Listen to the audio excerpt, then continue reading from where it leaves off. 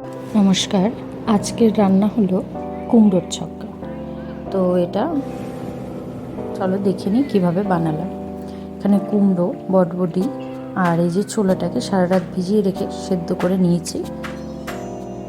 এগুলো উপকরণ লাগবে। পরে তেল গরম করে তাতে কালো জিরে আর শুকনো লঙ্কা একটা ফোড়নে দিয়ে দিচ্ছি মিষ্টি কুমড়ো, তারপর বটবটি।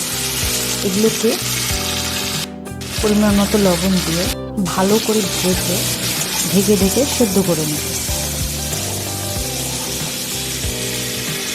এখন এতে দিচ্ছি, ঢেকে দেবো একটু সময়, আর দিচ্ছি কাঁচা লঙ্কা আর সেই সেদ্ধ করে রাখা ছোলা দিয়ে এটাকেও মিক্স করে নেব ভালো করে।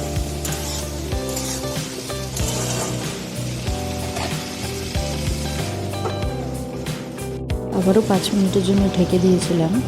তারপর ঢাকনা খুলে দিচ্ছি পরিমাণ মতো হলুদ। তোমরা চাইলে জিরে ধনে গুঁড়োও দিতে পারো, আমি স্কিপ করেছি।